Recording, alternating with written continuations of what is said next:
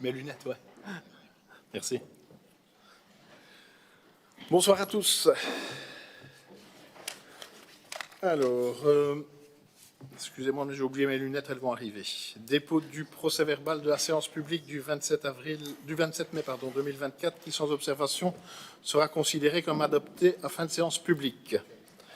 L'interpellation citoyenne de M. Philippe Lecharlier relative au bien-fondé de l'accord à délivrer en dernière instance au projet d'habitat de M. et Mme Thomas Sophie Marchal de construction groupée relative à un bien rue de l'Union à Quin, cadastré à Tournai, 4e division. En sa séance du 6 juin 2024, le collège communal l'a déclaré irrecevable pour les motifs suivants. Merci Coralie. Ouf, non, c'est encore pire.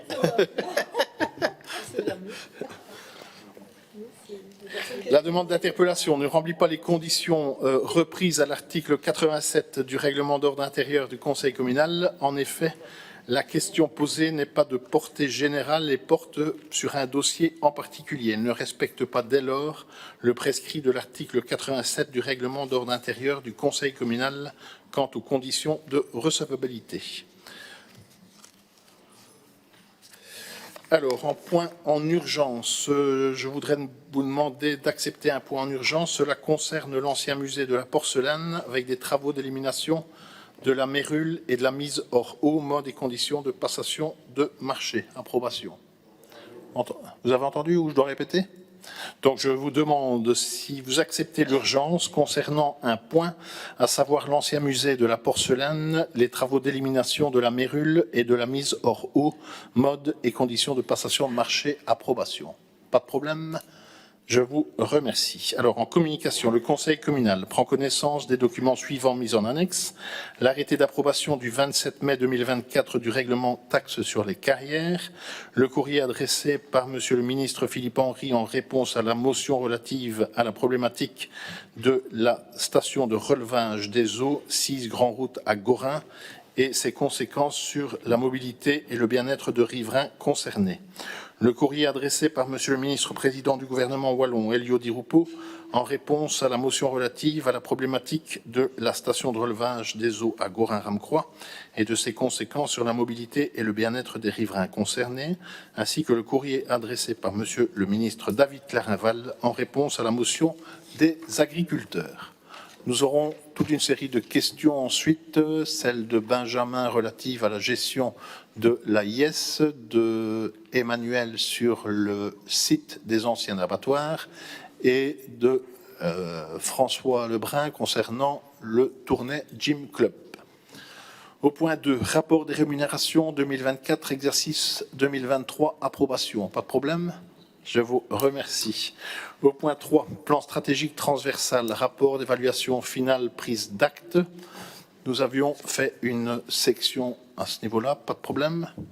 Je vous remercie. En police de roulage, nous avons le règlement complémentaire communal de Tournai pour le Viège-Main date extension de l'agglomération. Pas de problème. Unanimité. Ah pardon, j'ai pas vu, excuse-moi. Oups. D'aucuns se doutaient que j'allais intervenir, Monsieur le Président. Je ne sais pas pourquoi. De quoi dit ? Je dis d'aucuns se doutaient que j'allais intervenir, je ne sais pas pourquoi. Non, donc ce point-là, bien sûr, vous l'aviez retiré le 25 mars dernier. Le groupe MR n'est sûrement pas contre une limitation de vitesse ou une réduction de la vitesse quand c'est nécessaire. Ici, on a un dossier qui arrive avec les doléances d'un seul riverain, dossier qui n'est même pas joint dans les annexes de la plainte. Comme j'avais néanmoins souhaité l'obtenir là en mars, on dit, je vais pas reprendre toutes les remarques que j'ai prises là pour passer, hein, qu'une vitesse moyenne pratiquée par 100% des véhicules égale à 62 km/h, une vitesse pratiquée par 85% des véhicules égale à 73 km/h, c'est une vitesse limitée à 70. Je crois qu'il n'y a aucune zone accidentogène là dans ce tronçon-là. Donc, je ne vais pas faire toute la liste des remarques que j'ai faites, mais le groupe MR s'abstiendra sur cette proposition. Ok, bon, je reprends la présidence le temps des lunettes. Et donc, approbation du point excepté pour le MR qui refuse. Tu veux intervenir? Pardon. Voilà, Armand. Effectivement, hein, je ne suis pas surpris. On n'est pas surpris. Et c'est cohérent par rapport à ce que vous avez dit, la ligne que vous avez défendue à maintenant. Moi, personnellement, je suis plus... comment vais-je dire? Je suis moins arrêté que vous sur ce point-là parce que, hormis effectivement le fait qu'il y ait une demande de riverain, effectivement, c'est ce que j'ai lu aussi, il y a une situation de fait qui est celle d'une agglomération qui a changé. Donc pour moi, ce n'est pas complètement irrationnel que de faire en sorte qu'une zone 50 km/h puisse suivre l'extension d'un village et s'arrêter à une dernière maison. Je veux dire, c'est la vocation, justement, d'une zone dite d'agglomération que de couvrir l'ensemble du bâti d'un village. Donc, si je mets de côté, effectivement, cette interpellation et effectivement, le V85 n'est pas extraordinairement élevé, il est de 73 km/h, certes, il est au-dessus de la moyenne, mais en tout cas, ça répond à une situation de fait qu'il y a qu'on prolonge l'agglomération jusqu'au numéro 307 du vieux chemin de date, qui est la dernière habitation. Donc voilà, mais je comprends aussi votre point de vue.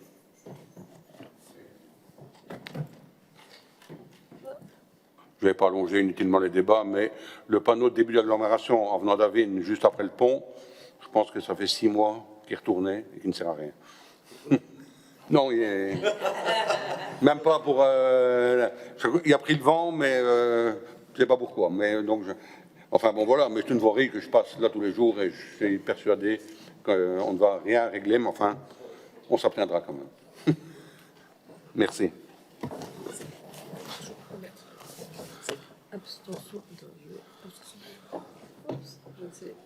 C'est pas OK? Ah, ça va. Donc c'est... Attends, parce que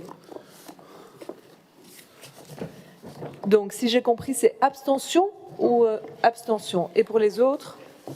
OK. Donc, abstention pour le MR et pour les autres, OK. Je vous laisse.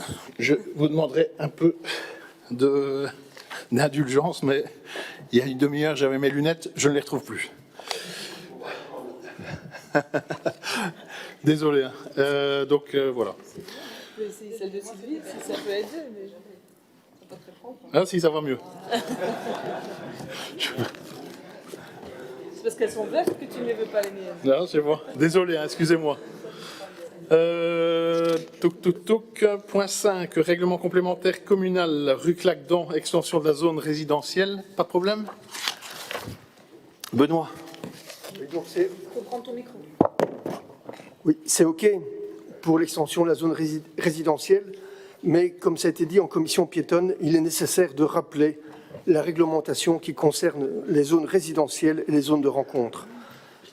La proposition, c'est que Tournée Info puisse reprendre en tout cas les différentes informations concernant le respect des zones 30, le respect des zones résidentielles et des zones de rencontre, parce que le constat qui est fait, c'est qu'à Tournai, malheureusement, beaucoup ne respectent plus donc, les prescrits de ces limitations, donc à savoir 20 km/h maximum en zone de rencontre et en zone résidentielle, mais au-delà de ça, c'est le respect des autres utilisateurs et particulièrement les personnes donc les plus fragiles. Et l'objectif donc de ce type de réglementation, c'est de protéger et donc d'améliorer la sécurité d'usage par les piétons et par les PMR particulièrement. Voilà. Jean-François. Merci Benoît, mais tu as raison de mettre le focus là-dessus, même si effectivement, ce qu'on a toujours l'habitude de dire en matière de droit, c'est que nul n'est censé ignorer la loi. Néanmoins, c'est vrai que c'est une problématique, le respect de la limitation de vitesse, et donc peut-être commencer ici, mais très brièvement, effectivement, que ce soit en zone résidentielle ou en zone de rencontre, la vitesse est limitée à 20 km/h et la seule différence, elle est infime finalement entre une zone de rencontre et une zone résidentielle. On dira qu'une zone de rencontre peut comporter du commerce, contrairement à une zone résidentielle. Mais l'objectif c'est le même, c'est 20 km/h et on doit crédibiliser cette diminution à 20 km/h par des aménagements qui peuvent être soit des dispositifs surélevés en entrée ou en sortie de zone, soit des dévoiements. Voilà, au moins on l'a fait ici une fois très officiellement au niveau de ce conseil communal, mais effectivement dans toutes les matières liées à la mobilité, il faut communiquer, recommuniquer et encore communiquer. Et donc je pense que ça mériterait qu'on le refasse ultérieurement. Je te remercie. Ok, donc unanimité. Plan de cohésion sociale, rapport d'activité 2023, approbation, pas de problème. Je vous remercie. Service pause, plan global, service d'accompagnement des mesures judiciaires, c'est une ratification de convention. Pas de problème, je vous remercie. Euro 2024, c'est le règlement et ordonnance de police, c'est une ratification pour la diffusion des matchs en espérant que ça dure très longtemps. Pas de problème, unanimité, je vous remercie. Saflip à Tournai, la convention avec la SBL, c'est tout comme approbation. Pas de problème, unanimité, je vous remercie. ETIAS, Tour de Wallonie, TRW, étape Tournai-Fleurus, convention de partenariat, c'est... Je t'en prie. Alors, je suis très satisfait que le TRW vienne à tourner. Par contre, j'aurais voulu juste savoir, le 21 juillet, un critérium qui est organisé ici rue des Jésuites. Est-ce que la garden party donc, est bien sur le même site? Oui, c'est une volonté justement de regrouper faire les les deux. deux. Et donc le critérium, c'est vraiment que pour les enfants, enfin pour des très très jeunes. Le circuit serait donc l'arrivée serait du côté du kiosque là, plus ou moins.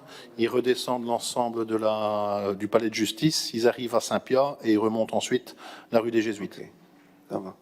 Et ce jour-là, normalement, justement, avec la garden party, devrait avoir lieu la présentation des équipes pour le lendemain. C'était ma question. Voilà. Je savais, il y a des choses sur lesquelles on s'entend très vite. Ah pardon, excuse. Vincent. Le bourgmestre a tout dit. Voilà. Ah oui, quand tu me parles de cyclisme. Désolé. Réalisation point 11 d'œuvres de street art, convention avec la région Wallonne et la ville de Tournai. C'est une ratification par rapport au travail qui a été fait par Saint-Luc et c'est vraiment un superbe travail. Réalisation d'un espace vert commémoratif Jardin des Justes tournaisien parmi les nations et monuments de la paix. C'est un avenant à une convention entre la province du Hainaut et la ville de Tournai, approbation au point 12. Au point 13, ce sont les femmes résistantes. Vous avez la possibilité d'ailleurs encore voir l'exposition et certains étaient d'ailleurs présents à l'inauguration. C'est une ratification. Au point 14, c'est la Maison de la Culture de Tournai, centre culturel, centre scénique, centre d'expression et de créativité. C'est une convention de mise à disposition des locaux. Pas de problème. Approbation, je vous remercie. Au point 15, c'est une convention de mise à disposition du bâtiment pour les jurys de fin d'année de l'Académie des Beaux-Arts. Unanimité, je vous remercie. 15 et 16 sont donc liés, étant donné que le 16, c'est également pour le jury de fin d'année à l'Académie des Beaux-Arts. Au point 17, à Gorin, à la plaine de Ramvin, c'est la convention de mise à disposition de terrains communaux et copâturage, approbation. Manu? Oui, donc un rétroacte. Je suis intervenu en 2020 et 2021 concernant la plaine Ramvin, concernant à l'époque la démolition de la buvette de la JS Ramcroix. Depuis lors, à l'époque, on m'avait promis certains entretiens, j'ai pas vu grand-chose. J'espère qu'ici, avec la nouvelle mouture du PCDR, certains aménagements pourront voir le jour sur ce site. Au niveau des co, donc j'ai rien contre. Au contraire, je suis très content que ces terrains vont être un peu entretenus parce que c'est la forêt vierge. Au niveau des autres projets d'éco-pâturage qui étaient passés au conseil communal en janvier 2021, à la Drève Montgomery à Caen, à Vezon, à Rumilly, et il y avait 2 sites sur Tournai. J'aimerais savoir pourquoi ça n'a pas vu le jour à l'époque. Ok. François. Mais c'était la même, ça se rejoint. En fait, effectivement, il y avait d'autres sites qui avaient été évoqués à l'époque. Et voilà, c'était faire un peu le point de ce qui avait été mis en place ou pas dans les autres sites. Est-ce que ce sera fait ou pas? Voilà. Caroline. Alors, au niveau de l'éco-pâturage, on avait fait effectivement un appel à candidature avec une convention qui était passée au Conseil pour plusieurs sites qui avaient identifié.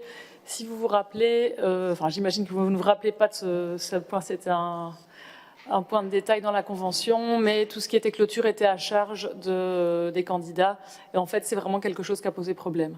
Ils nous ont dit que les différents, parce qu'il y a finalement plusieurs personnes qui pratiquent l'éco-pâturage maintenant sur l'entité, mais en tout cas, quand ils le font et qu'ils prennent en charge la clôture, alors ils ont un revenu en contrepartie. Ce n'était pas le cas dans la convention qu'on avait lancée. Donc ici, spécifiquement, ce ne sera pas le cas puisque la clôture est existante et donc ils ne sont pas rémunérés, mais pour autant, ils n'ont rien à prendre en charge par rapport à ça. Alors, on a d'autres sites qui sont envisagés pour l'instant, notamment, et on aura un appel à candidature dans les prochains mois, hein, mais à côté des fours à chaud, à Cherques. Et là, c'est un projet de gestion de la renouée du Japon. Ce qu'il y a, c'est que c'est un site qui appartient en partie au SPW, voie navigable. Et donc, voilà, ça alourdit les démarches administratives. Mais donc, on a un site supplémentaire qui sera géré en éco-pâturage. Et alors, pas directement par la commune, mais il y a pas mal de sites aussi en partenariat avec le parc naturel. Donc, sur des projets pour lesquels la ville collabore avec le parc naturel. On a une gestion aussi avec de l'éco-pâturage, notamment à côté de la vélorie. Il y a une partie qui est gérée déjà actuellement de cette façon-là. Donc dès qu'on peut, on le met en œuvre au niveau, dans le partenariat. Et alors, pour revenir plus spécifiquement sur la plaine de Ramvin, c'est effectivement une des fiches prioritaires, priorité 1, au niveau du PCDR, qu'on approuvera juste après. Et donc, la volonté, c'est vraiment de repenser l'aménagement de cette plaine pour pouvoir concilier les différentes fonctions. Actuellement, c'est occupé en partie, évidemment, par la maison de quartier. Il y a du tennis qui se pratique aussi sur ce site. La maison de quartier a bien aménager déjà à la fois des bacs potagers et puis réaliser des plantations de part et d'autre, mais il y a cette voirie au milieu qui est problématique, qui permet d'accéder au parking, et puis il y a la Rusta qui est pas très loin, avec d'autres demandes de fonctions sportives. Donc il faut qu'on rentre dans une démarche plus approfondie. Le but, c'est de poursuivre la participation, mais on a bien mis cette fiche en priorité 1 pour pouvoir concrétiser cet aménagement dans les prochaines années. Avant que tous ces aménagements soient pensés, réfléchis et faits, est-ce que les deux terrains de tennis et le terrain de football pourraient être un peu mieux entretenus?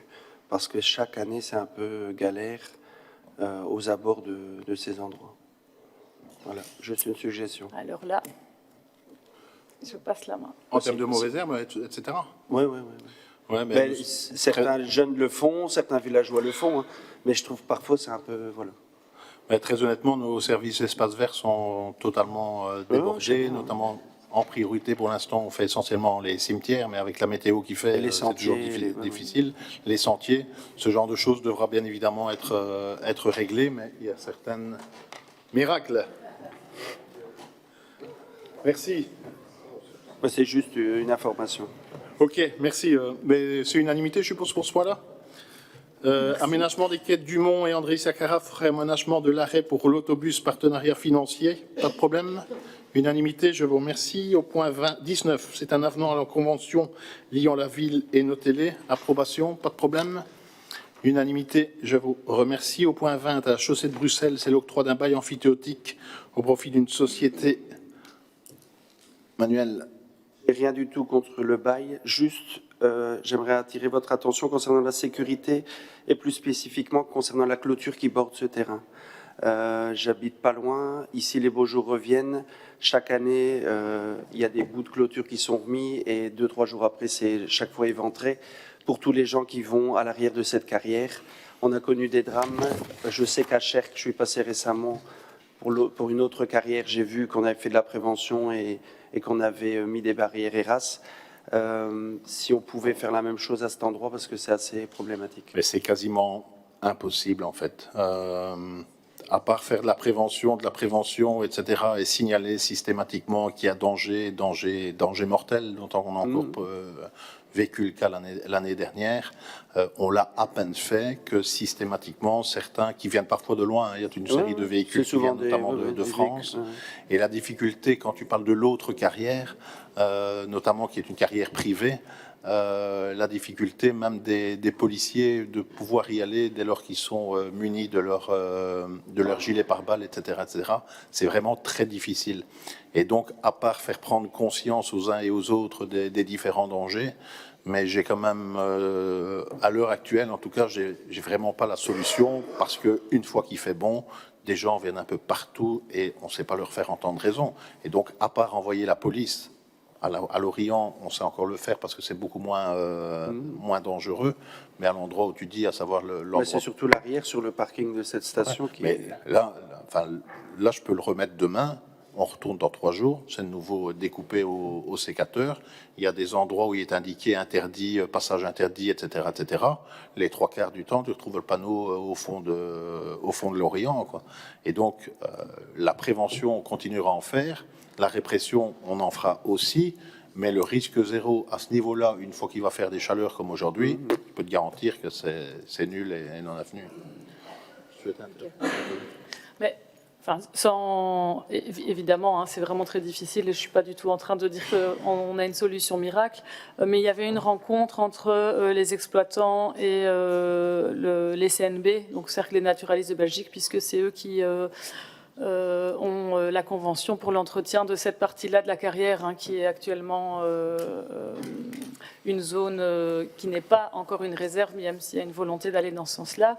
À la fois pour des aspects vraiment liés plutôt à l'exploitation. Enfin, il y avait bien s'assurer qu'il n'y avait pas de problème entre l'exploitation de la station d'essence et la proximité avec la carrière. Et dans la foulée, il a été demandé de réaliser tout un tas de plantations avec des essences qui sont en tout cas plus touffues, plus denses, qui, si on les laisse pousser, peuvent servir un peu de barrière naturelle.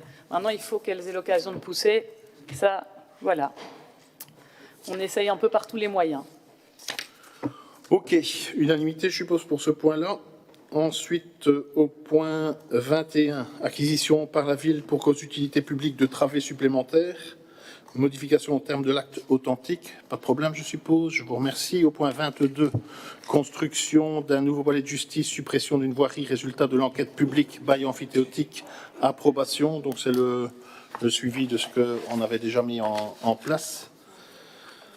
Point 23, acquisition de véhicules, mode et conditions de passation de marché, approbation, pas de problème. 24, Templeuve, Camille d'Épinois, travaux de remplacement de chaufferie, pas de problème. Unanimité, je vous remercie. Au point 25, à Blandin, c'est le mode et conditions de passation de marché pour la rénovation de la cure.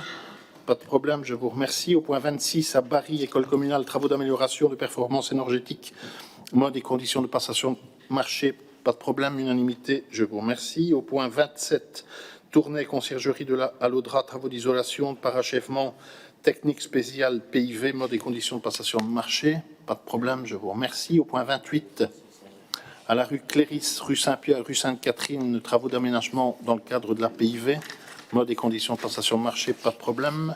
Le point 29, il est à reporter parce qu'en fait, il faut changer le cahier de charge suite à toute une série de remarques, notamment par rapport à la police.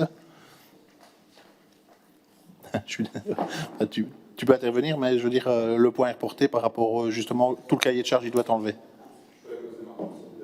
Vas-y, je t'en prie. Mais en fait, je voulais comprendre la différence entre l'estimation qui a été prévue dans le cahier des charges et le budget qui a été prévu dans la PIV. Donc il y a 1,2 million prévu dans la PIV. Ici, on a 729 000 dans le cahier de charges. Je sais que la PIV prévoyait donc une alternative, donc soit un parking, soit l'acquisition d'emplacements à la SNCB, je pense. Donc c'était pour un peu comprendre cette différence budgétaire. Et aussi, parce que c'est pas clair dans le dossier, avoir une idée du nombre de places. La SNCB ? Oui, oui. C'était prévu, je pense, chez... Philippe ? Donc en effet, au départ, lorsque on a rentré les dossiers pour la politique intégrée des villes, on avait donc l'intention de racheter des places donc dans le futur parking P1, mais ça a été abandonné par la SNCB pratiquement je vais dire, l'année suivante. Et donc, on a toujours ce montant qui a été fait et on a l'intention d'avoir un garage à la rue du Sondard. Et c'est le projet qu'on va vous présenter probablement en septembre, puisqu'on le retire aujourd'hui pour faire un nettoyage par rapport au cahier des charges. Mais l'objectif est bien d'avoir un garage donc à la rue des Sondards. Et donc, on utilise ce 1 200 000 pour justement ne pas perdre les subsides et quand même avoir une poche pas de stationnement, mais de garage, j'insiste sur le fait, parce qu'il sera surtout attribué aux travailleurs et aux riverains. Ok. Et, par rapport au nombre de places, on a déjà une idée? Non, franchement, je crois qu'on peut, si tu veux, on peut en parler par la suite. On peut t'envoyer des réponses à toutes les questions que tu veux. Mais je ne vais pas aller maintenant discuter d'un projet qui est retiré et qui doit être amélioré. On en reparlera en septembre, alors merci. Je t'en prie. Merci. Au point 30, renouvellement des couvertures au musée d'histoire naturelle et des installations de chauffage dans le cadre de la PIV. Pas de problème, je vous remercie. Point 31, rue Jean Cousin, travaux de réfection de voirie et de trottoir. Pas de problème, unanimité, je vous remercie. Au point 32, rue Saint-Martin, travaux de réfection de la voirie et d'égouttage. Vincent. Oui, monsieur le bourgmestre, pouvez-vous nous informer combien de bornes de recharge pour les véhicules électriques sont prévues? Combien de bornes de recharge pour les véhicules électriques sont prévues dans cet aménagement, ou s'il y en a des prévues, étant donné que l'ensemble des infrastructures souterraines sera refait, hein? Je suppose que nous aurons la puissance nécessaire cette fois-ci pour alimenter ces bornes et éviter ainsi les problèmes rencontrés lors de la réfection de la rue Royale. Il faudrait peut-être demander à monsieur Borsu, vu que c'est lui qui avait retiré le dossier. Je m'en doutais. Bah ouais. Pas de réponse? Je te répondrai par écrit, ça va? Merci. Ok. Avenue Beausière, travaux de création d'un mobipoint d'une zone de stationnement dans l'intermodalité, mode et conditions de passation de marché. Pas de problème, unanimité. Je suppose que pour la rue Saint-Martin, c'était unanime. Merci. Point 34, site de la carrière de Lorient et carrefour d'Ir de la Vertefeuille à Rumilly, aménagement d'une liaison cyclable, mode et conditions de passation de marché. Manu. Alors, je me réjouis qu'un projet pour les cyclistes voit le jour dans l'Est de Tournai. C'est une très bonne chose pour la mobilité douce, pour relier le site de Lorient pour les habitants de Warchin et Rumilly. J'ai vu qu'une sécurisation sera également mise en œuvre au rond-point Lemay. J'ai vu les plans. Je suis en partie rassuré, mais j'aimerais vraiment qu'une signalétique soit de mise pour sécuriser au maximum les cyclistes qui emprunteront ce rond-point que j'emprunte régulièrement. Je prends déjà ces carrières, c'est assez compliqué. Et je prends toujours l'exemple, près de chez vous, monsieur le bourgmestre, où il y a le Ravel qui traverse la chaussée. C'est assez dangereux quand on y passe. Et je trouve qu'il manque un peu de signalétique. Chez moi, c'est beaucoup dire. Non, mais bon, la rue ne m'appartient pas. Non, mais bon, vous voyez de quel tronçon je parle. Deuxièmement, donc c'est très bien cet aménagement, mais est-ce qu'une jonction... Enfin, il manque une jonction vers le village de Gorin. Et j'aurais voulu savoir si des contacts avaient déjà été pris éventuellement avec le SPE à ce sujet. Jean-François. Voilà, merci Manu pour ton intervention. Donc je vais dans ton sens, effectivement, ça sera extrêmement important de sécuriser au maximum les cyclistes, les piétons à cet endroit. D'ailleurs, si on y passe maintenant, je l'ai encore constaté il y a une semaine, il faut que je fasse remonter ça au SPE et la traversée piétonne, on la voit déjà plus. Donc c'est un endroit effectivement sensible, mais le projet effectivement en vaut la peine.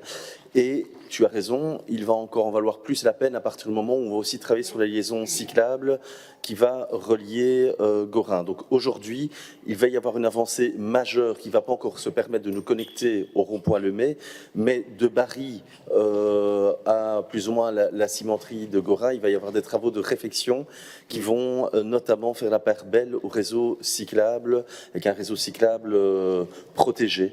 Donc ça sera déjà, comme je dis souvent, j'utilise souvent la métaphore, l'image du puzzle. Le puzzle commence à prendre forme, mais effectivement, il restera un point noir à combler sur la prochaine législature entre la CCB et le rond-point Lemay que pour donner corps et renforcer la crédibilité de tout ce tronçon. Ouais.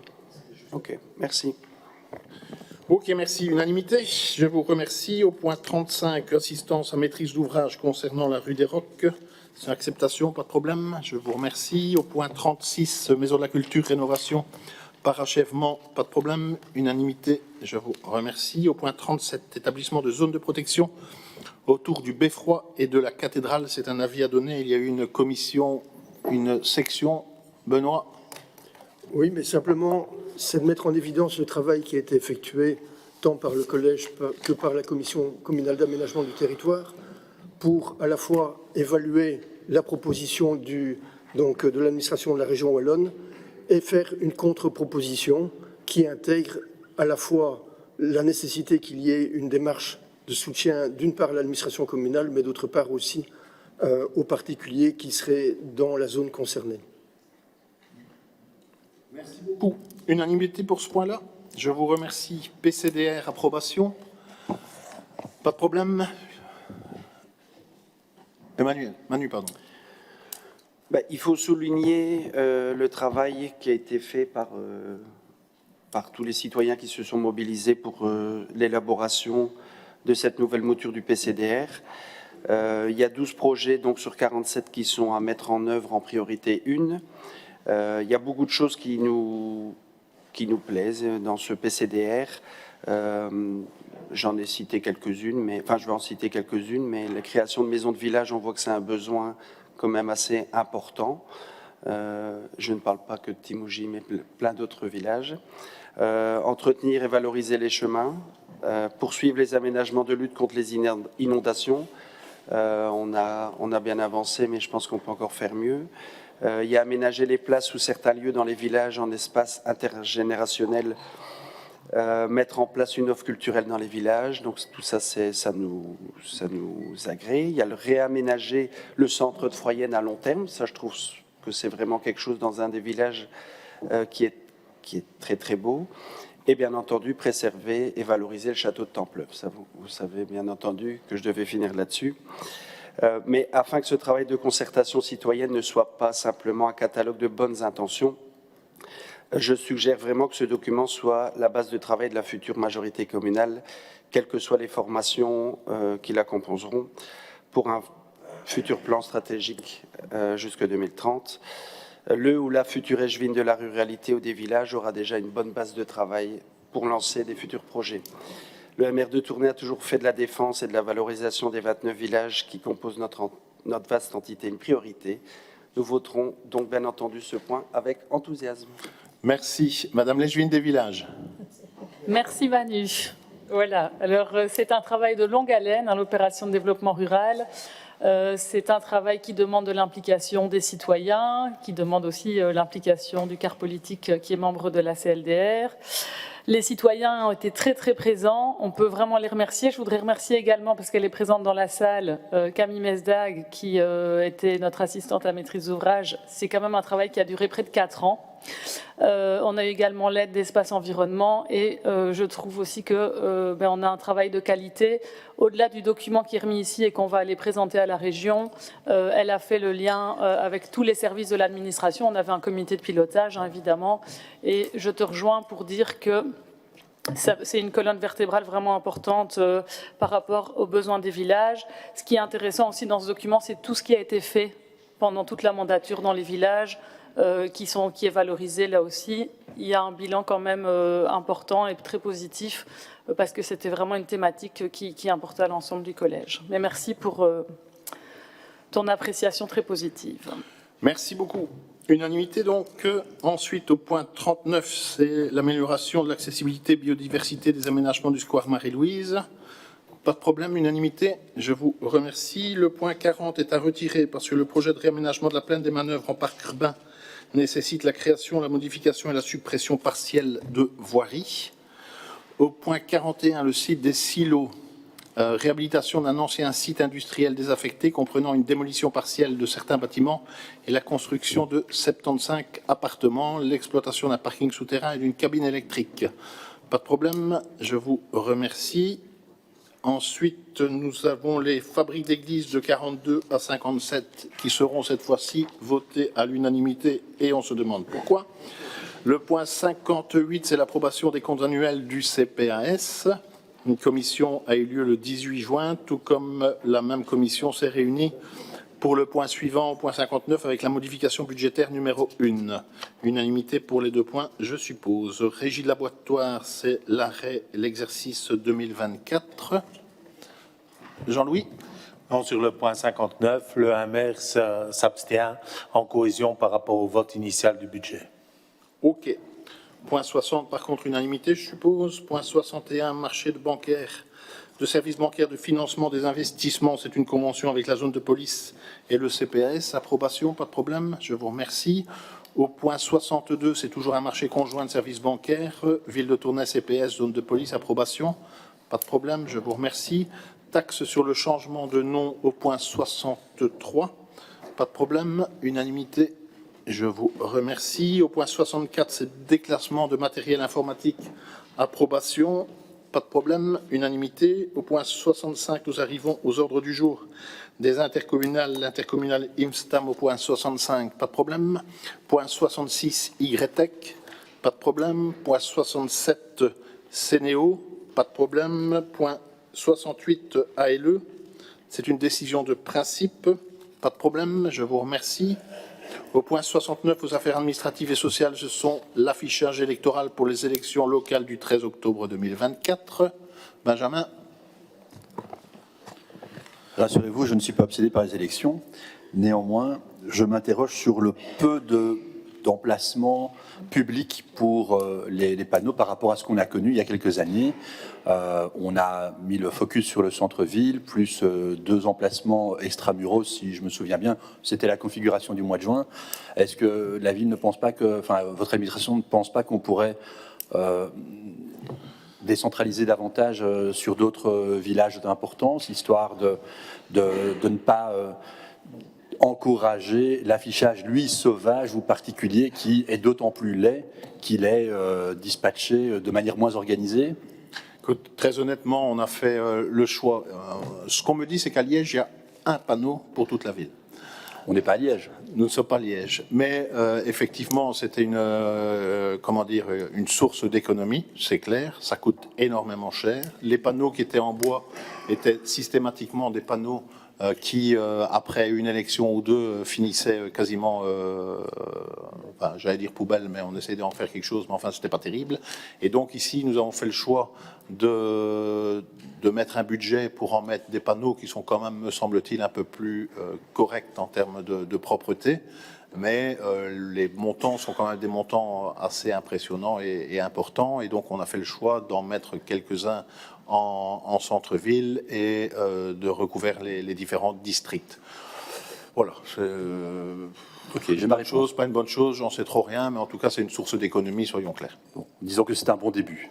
Un bon début, d'autant que pour les élections communales et provinciales, il y aura déjà entre guillemets, que 2 élections en termes de place, et vous aurez normalement moins de partis, parce qu'au fédéral, il y a une triplée de partis, alors qu'au communal, à mon avis, il y en aura un peu moins. Il me revient par une question que j'ai posée par courriel, qu'on n'aura pas plus de place en largeur qu'au mois de juin.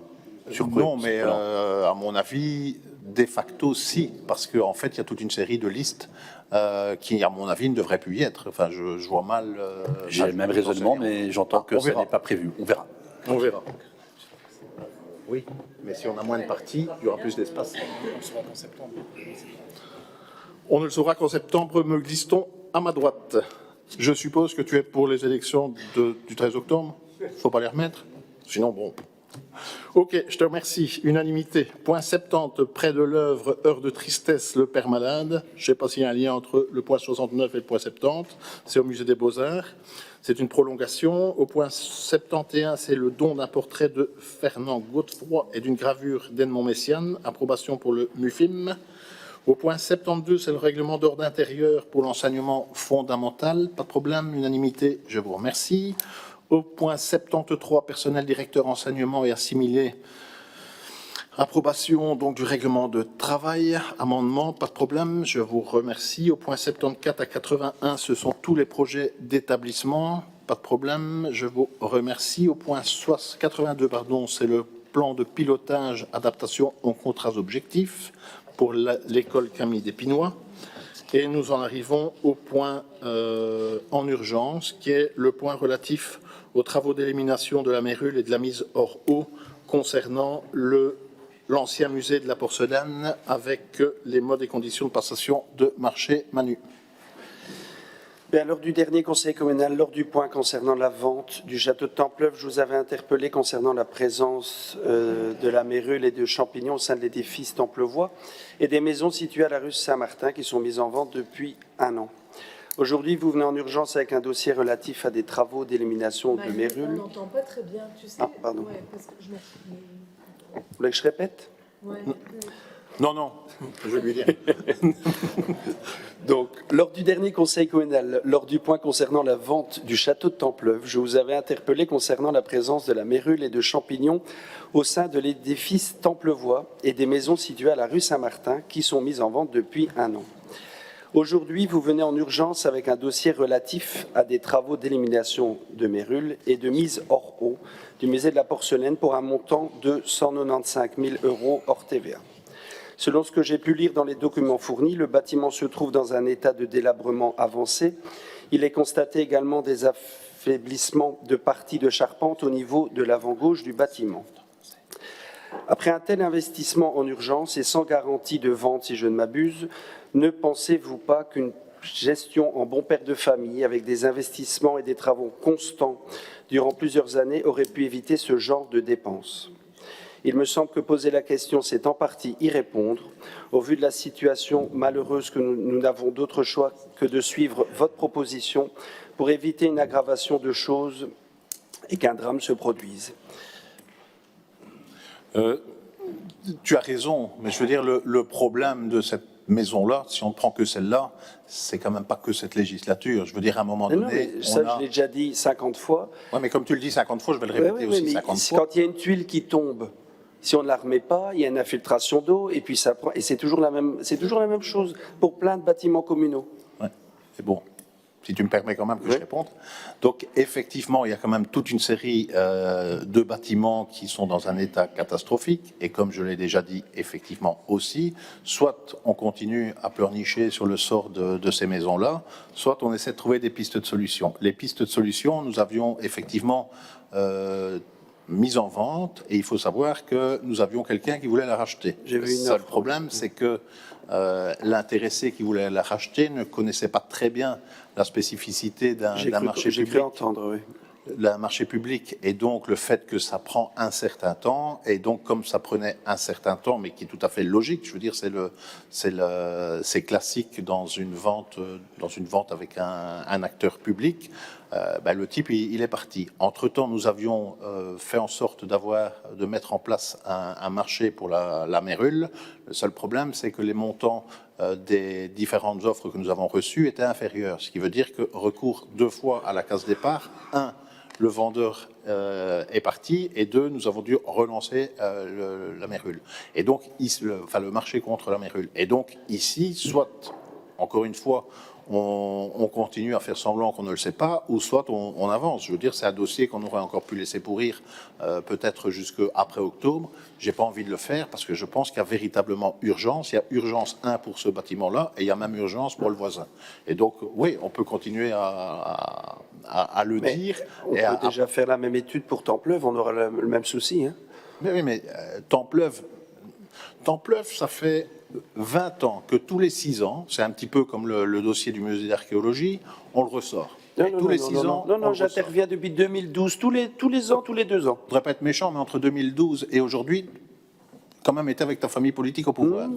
J'aime bien. Donc, effectivement, ce genre si tu reviens sur le dossier de Templeuve, on peut effectivement continuer à faire ce qu'on a fait toujours et dire on va essayer de trouver des pistes de solutions. Le premier truc, encore une fois, lorsque je suis venu avec des investisseurs sur Templeuve et qu'ils ont appris qu'il y avait 2 propriétaires, ils sont partis tous en courant.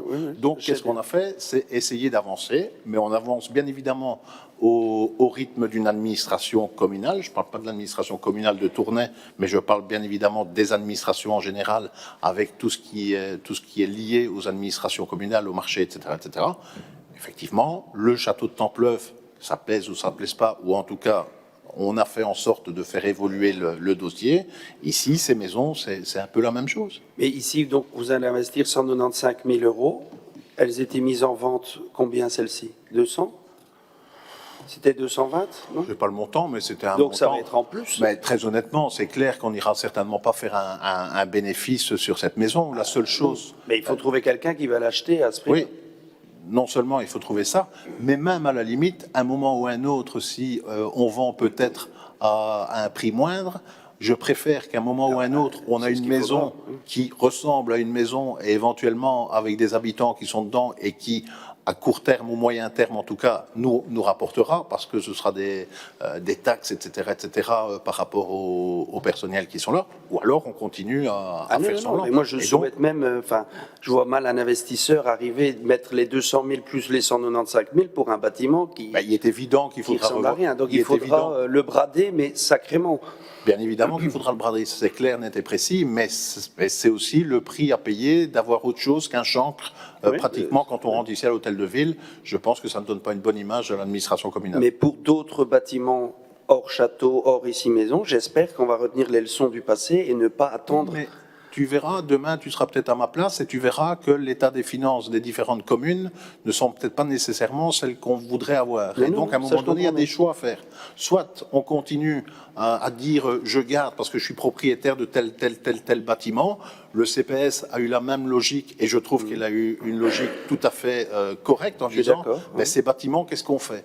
À un moment donné, ils ont fait un audit de savoir qu'est-ce qui était valable, qu'est-ce qui ne l'était pas, et ils ont vendu, et ils ont très bien fait. On fait la même logique, et je pense que quelles que soient les personnes qui seront un jour ici autour de la table, à mon avis, ils n'ont pas intérêt de revenir là-dessus, parce que c'est aussi une forme de bonne gestion et de gestion en bon père de famille que de se dire j'ai trop de bâtiments dans mon escarcelle, je ne sais pas les entretenir, donc essayons de trouver une piste de solution, c'est celle-là. Petit rappel pour le château, il y a un budget mis hors eau qui avait été accordé à l'époque par Laetitia, je m'en souviens très bien, fin de la première législature où j'ai été conseiller. Donc, je vois que si on avait mis certains petits bouts de budget, on aurait pu peut-être arriver à quelque chose. Mais bon, on ne va pas rentrer dans ce débat-là. C'est ce que tu penses, je n'en suis pas persuadé. Non, mais j'espère pour d'autres bâtiments. Voilà, c'est ça la démocratie. OK, pas de problème pour ce point-là? Je vous remercie. On en arrive aux questions, à savoir la question de Benjamin avec Coralie qui te répondra. Benjamin.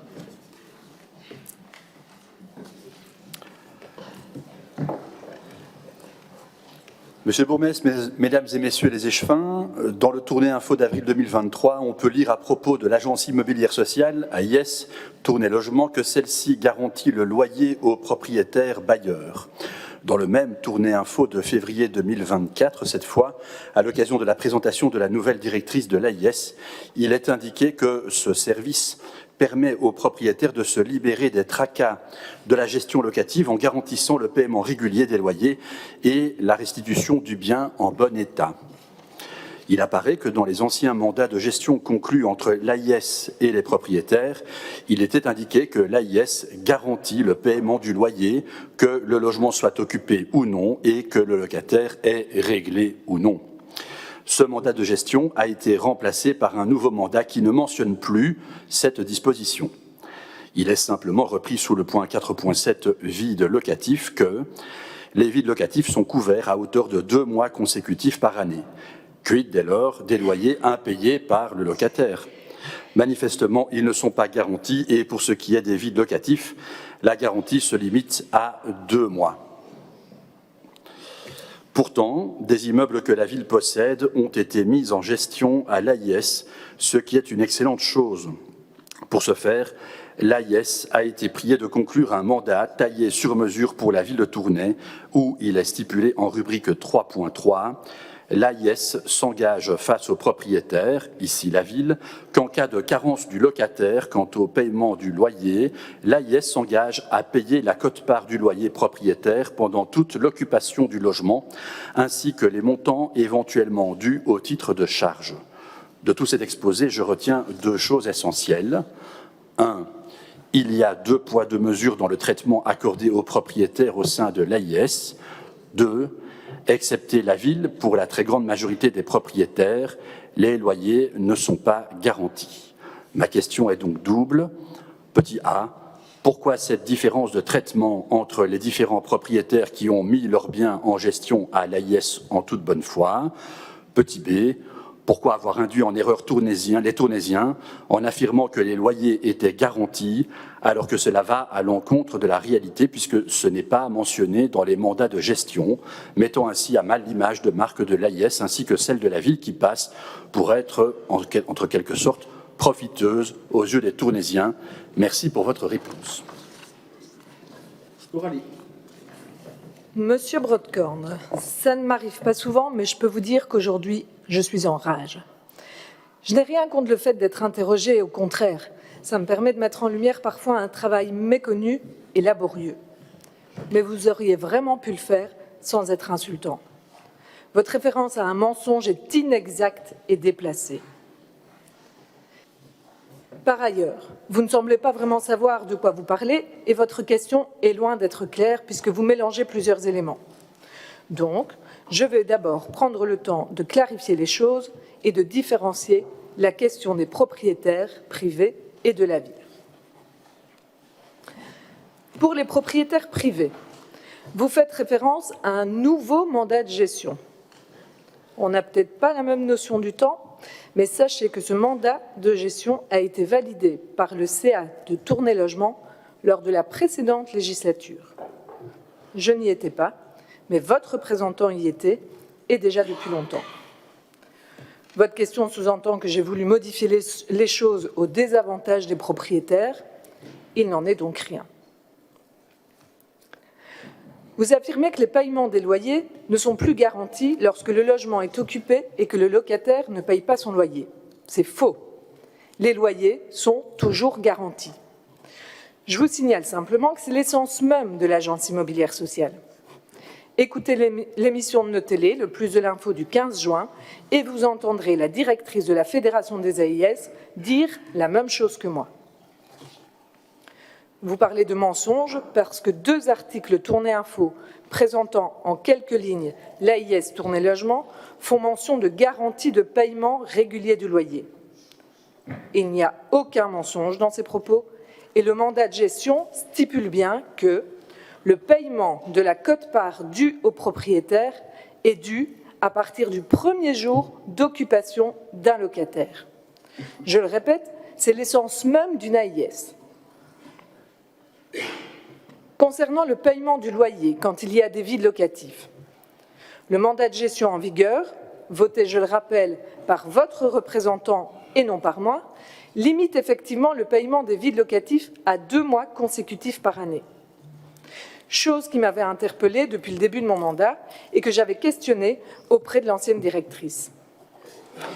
Le motif évoqué par celle-ci était que lorsqu'il y avait des vides locatifs de plus de 2 mois, c'était parce que le logement n'était pas tout à fait correct et que l'AIS avait des difficultés à trouver des locataires.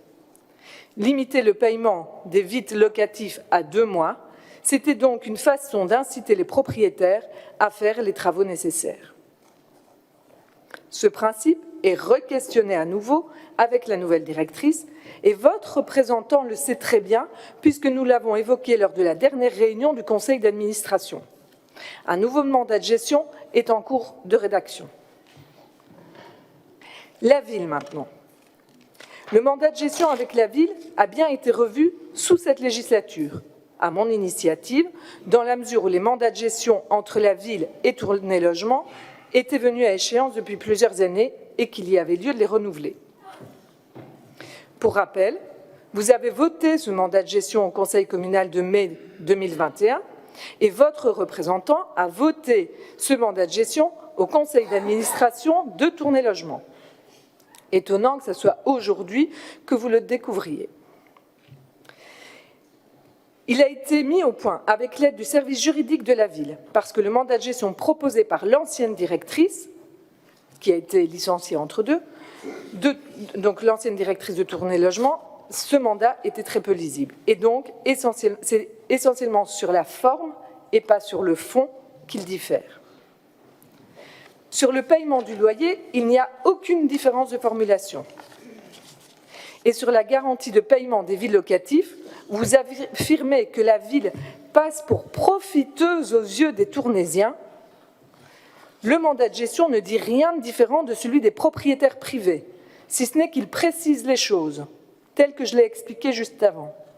Voici ce qui est écrit.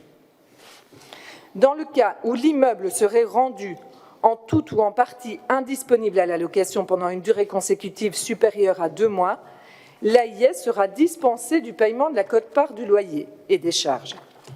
Dès le 3e mois d'indisponibilité, pour autant que cette dernière ne trouve pas son origine dans un manquement de l'AIS ou de l'occupation du bien géré. C'est donc bien l'esprit de ce que je vous avais dit tout à l'heure.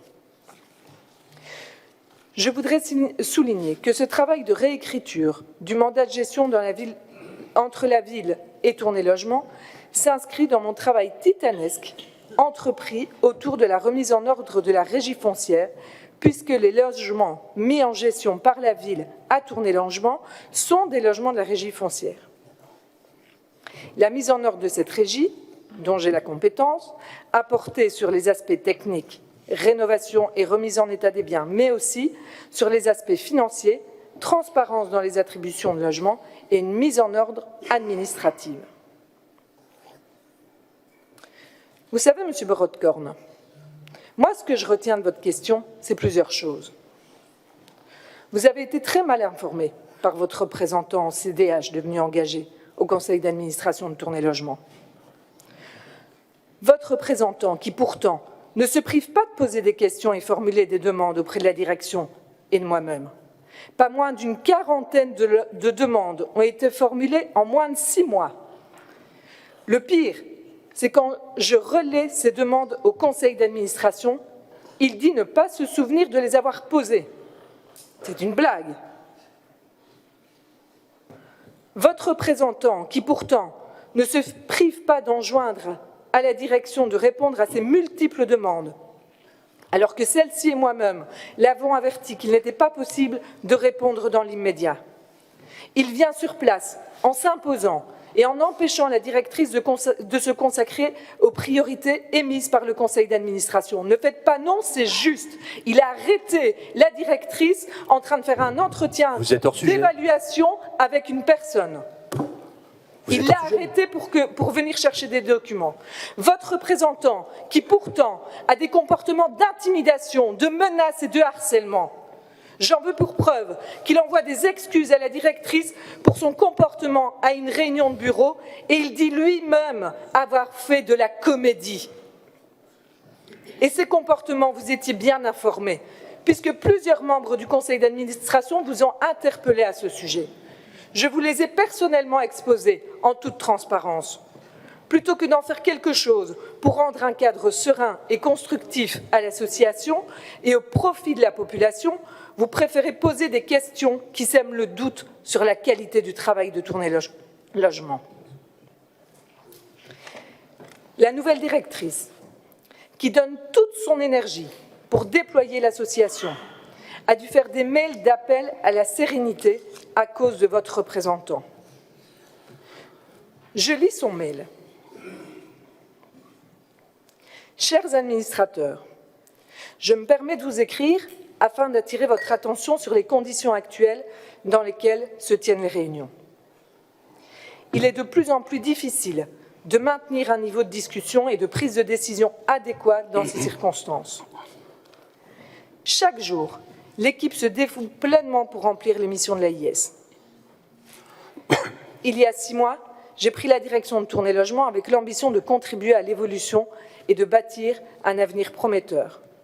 Cependant, l'ingérence politique dans nos réunions compromet notre efficacité à travailler efficacement et atteindre nos objectifs. Je sollicite donc votre soutien pour que l'Assemblée générale du 27 juin se déroule dans des conditions dignes d'une Assemblée générale d'ASBL. Il est crucial que nos réunions se concentrent exclusivement sur les missions et les stratégies de l'AIS, sans interférence extérieure. Et je me pose une question, Monsieur Brodkorn. Quel est votre objectif dans cette question ? Me salir en prétendant que je suis menteuse et profiteuse ? ou salir Tourné Logement en disant qu'il ne rendrait pas un bon service à la population. Vous parlez de mensonges? Quel culot! Franchement, votre question me désespère. Quand je sais en plus toutes les difficultés que Tourné Logement a vécues ces dernières années, quand on sait l'investissement personnel que j'y ai mis, quand on sait que suite au licenciement de l'ancienne directrice, j'ai dû dans les faits et bénévolement faire office de direction pendant 6 mois puisque le CA m'avait chargé de la gestion journalière de l'association. Et quand on sait maintenant comme elle est remise sur les rails pour pouvoir se développer. J'ai mis énormément d'énergie, de temps, de courage et de détermination pour sauver cet outil merveilleux qu'est Tourné Logement. L'équipe aujourd'hui est soudée et orientée vers l'avenir. Ce ne sont pas vos pots de banane qui viendront salir ce résultat. Benjamin.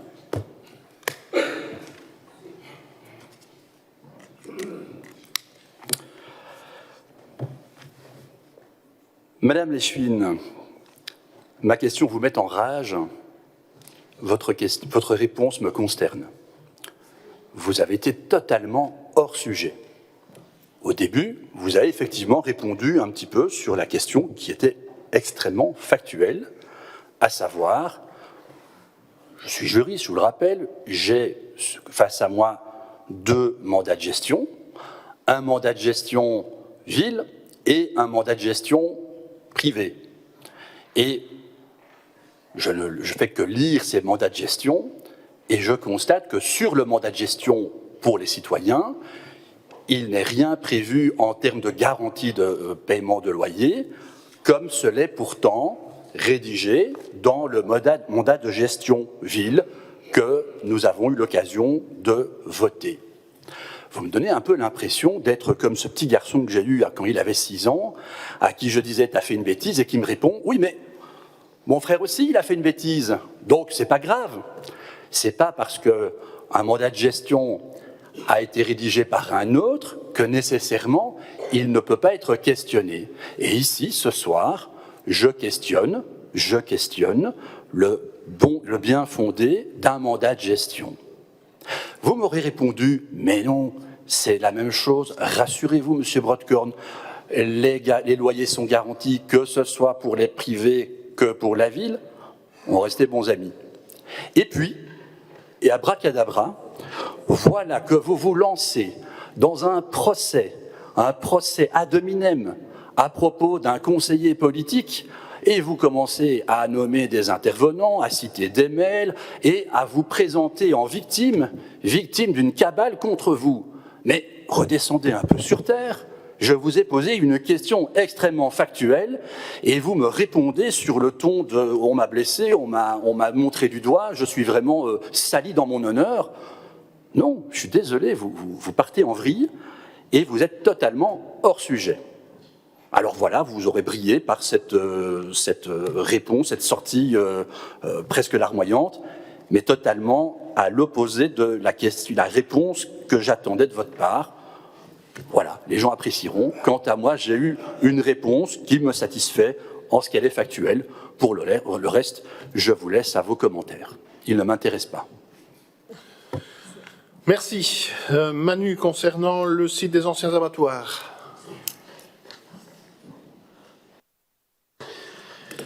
Monsieur le bourgmestre, chers collègues, on le sait depuis quelque temps maintenant, le site des anciens abattoirs situé à la rue Pasquier-Grenier est destiné à être un lieu de regroupement pour la gestion du charroi communal et des activités liées à la voirie. Ces services communaux sont actuellement affectés sur le site des Mouettes, qui n'est plus adapté, sur lequel je vous avais déjà interrogé à la suite de vols à répétition durant l'année 2022. Il y a tout juste un an, nous apprenions que grâce à un subside wallon de 574 000 €, la SPAC prendrait à sa charge la totalité de la démolition du site des anciens abattoirs, ainsi que l'assainissement pour un budget estimé à 1,4 million. Pourriez-vous me dire quand seront prévus ces travaux et plus globalement ce qu'il en est concernant la phase d'étude et de conception du projet d'une nouvelle infrastructure sur ce site? Aussi, avant que ces travaux ne débutent, j'aimerais attirer votre attention concernant la sécurité de ce site qui est régulièrement squatté et qui sert de dépotoir pour certains citoyens et pour des camionneurs étrangers peu scrupuleux qui s'y stationnent régulièrement le week-end. Je vous ai envoyé des photos à ce sujet-là. On se souviendra également qu'une rave-party clandestine avait eu lieu il y a quelque temps maintenant. Quelles mesures concrètes comptez-vous donc prendre pour assurer la sécurité sur ce site? Je vous remercie pour vos informations.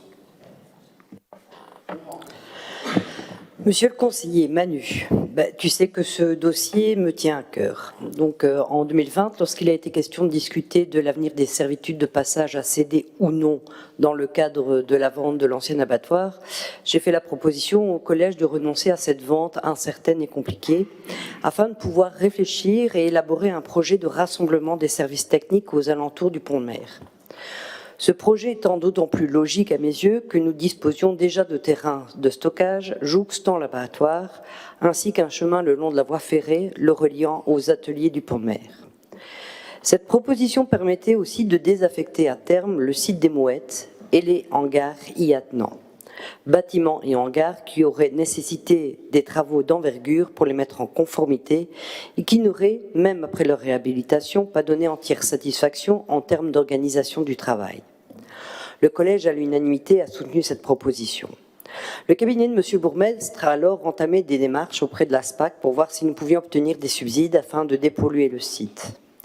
Dans l'attente de cette décision, j'ai organisé avec les responsables d'équipe des services concernés des visites sur site afin qu'ils puissent nous donner des pistes quant à la conception de ce nouvel outil, étant entendu que tous les bâtiments de l'abattoir seraient rasés. Le bureau d'études bâtiments, sur base de ces réflexions, a alors établi une note d'intention qui a été transmise à l'ASPAC.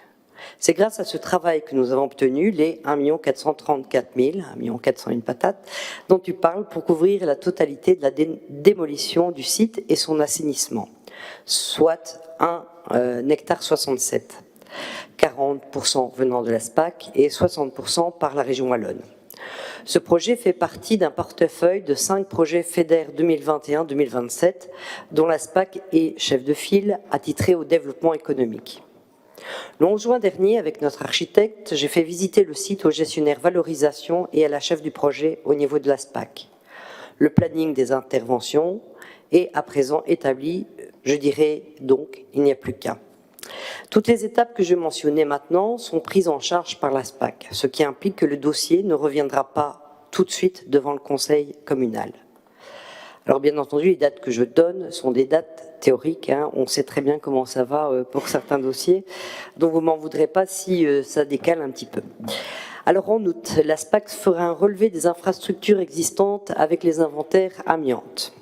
En 2025, et pour autant que les AGOE de subvention aient été approuvés fin de cette année, l'ASPAC lancera les cahiers de charges pour le désamiantage et la démolition des infrastructures.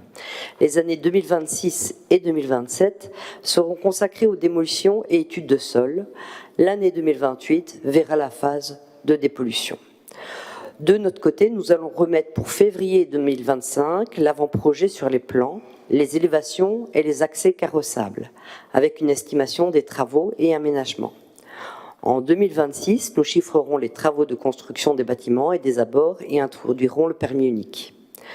Cela sera donc à la prochaine mandature de plancher sur ce qu'il veut comme outil de travail indispensable pour notre personnel technique. Comme tu peux le voir, on avance donc bien. Je reviens à la deuxième partie de ta question concernant la sécurité du site. Il y a eu en effet une rave-party en 2022. 100 à 200 personnes ont coupé le grillage pour pénétrer dans le site. Il y avait bien une effraction caractérisée avec destruction du bien d'autrui. La police était intervenue pour déloger les fêtards et M. le bourgmestre a porté plainte contre les organisateurs pour qu'ils ne restent pas impunis. Mais plus sérieusement, tu sais que la majorité des friches industrielles connaissent ce type de désagrément. Certains viennent pour récupérer les matériaux, d'autres pour y laisser des déchets, d'autres encore pour y faire de l'urbex et parfois aussi pour y dormir à l'abri de la pluie et du froid. À moins de monter un mur tout autour de la parcelle, nous ne sommes jamais à l'abri de ce type de phénomène, y compris dans les zones industrielles en activité. C'est pourquoi des patrouilles de police passent régulièrement dans la rue Pasquier-Grenier, que cela soit la nuit ou les week-ends. Mais notons aussi que si une activité suspecte et d'ampleur venait à se dérouler, nous serions rapidement avertis, notamment par les voisins qui ont des systèmes de caméras et d'alarme. Pour l'heure, nous avons posé des fûts de béton devant les grilles pour éviter les intrusions en véhicule, mais à pied, vous pourrez peut-être passer pour autant que vous ne redoutiez pas les ronciers, les chardons et orties qui ceinturent la parcelle. En tout cas, au niveau du collège, seule l'armée est autorisée 2 à 3 fois l'an à occuper le site de l'abattoir pour des exercices militaires. Toute autre intrusion est donc fortement déconseillée si on veut éviter des problèmes de poursuite. Manu. Merci beaucoup pour les dates, enfin le timing. Et au niveau, moi j'aimerais surtout qu'on travaille aussi sur ce qu'on va y faire. Et donc ça, j'ai entendu le timing. Donc ce sera lors de la prochaine législature qu'on pourra se mettre à fond sur ce dossier. Merci beaucoup pour les informations. Merci aussi. François, relatif à Tournai Gym Club. Monsieur le bourgmestre, mesdames et messieurs les Angevins, Tournai est une ville sportive, sans aucun doute.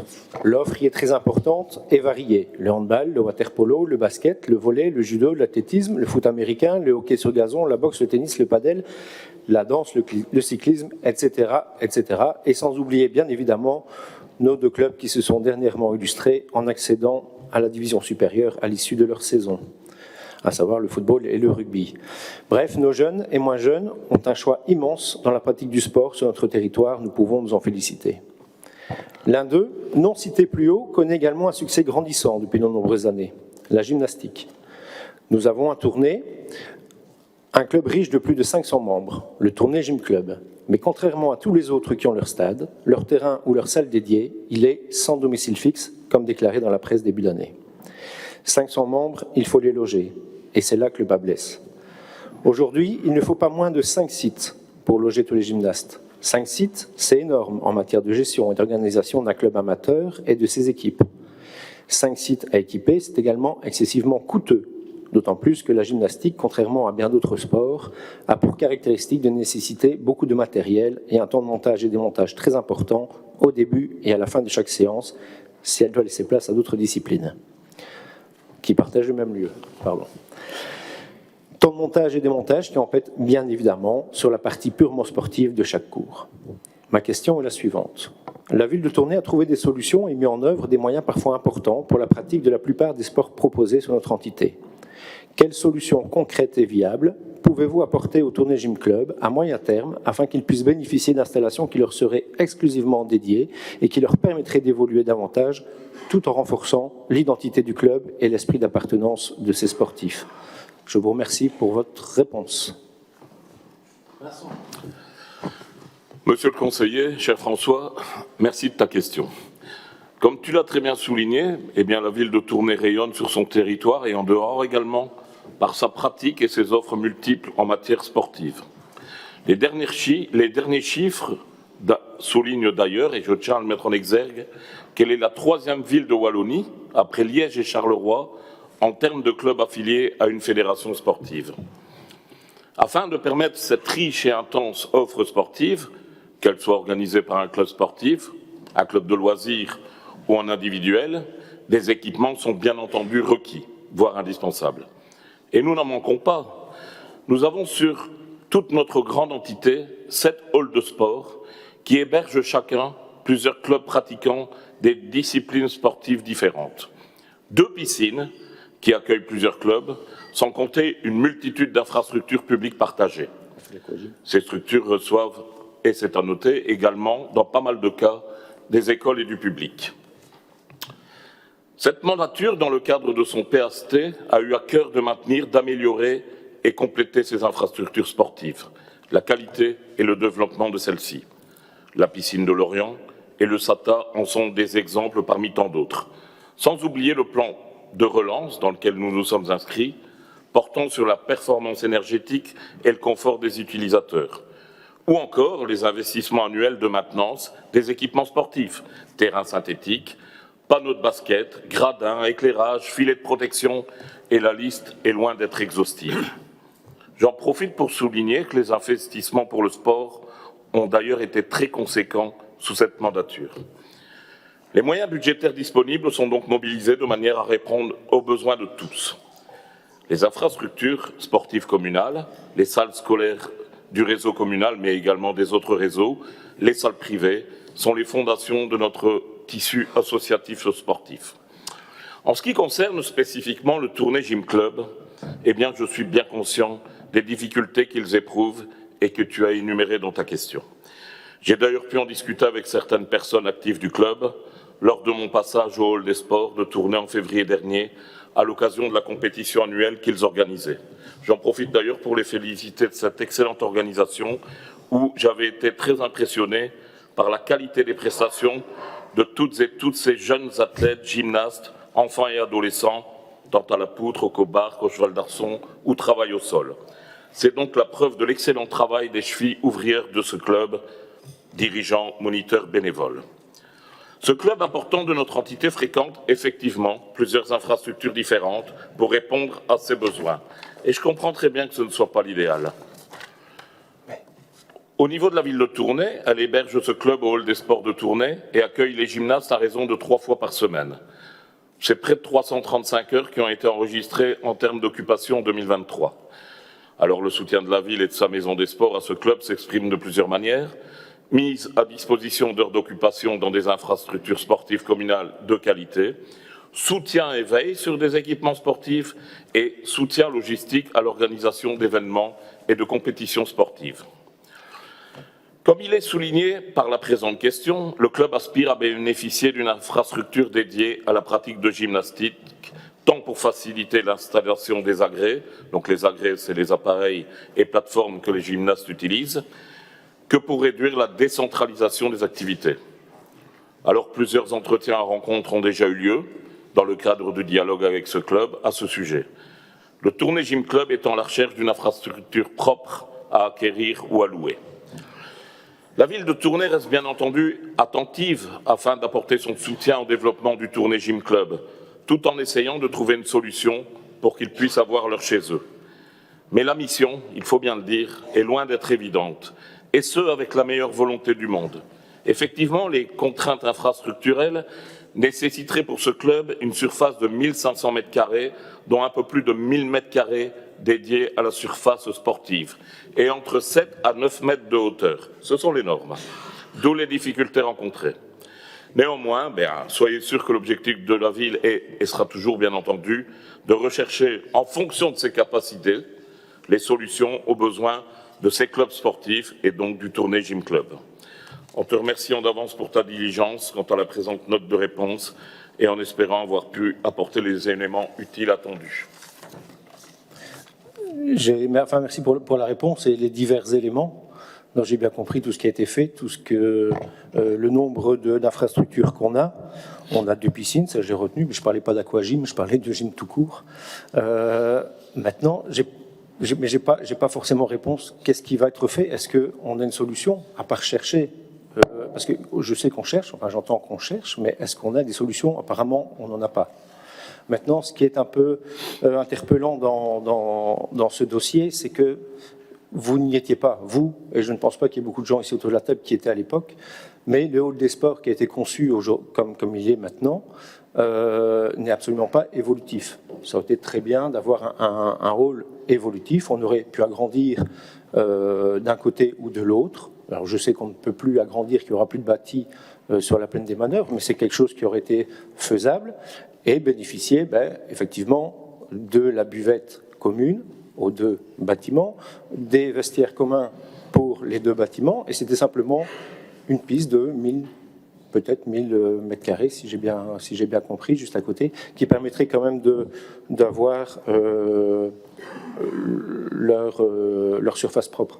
Donc, à l'avenir, quand on fait des bâtiments comme ça, c'était peut-être pas la norme à l'époque, mais on doit quand même penser maintenant à l'évolution d'un projet. C'est comme ça que ça coûtera le moins cher, c'est faire évoluer un projet que de reconstruire.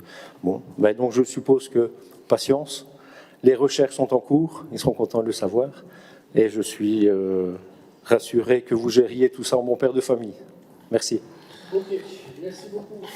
Merci beaucoup. Prochain conseil communal. 30 septembre. Et d'ici là, je vous souhaite d'excellentes vacances.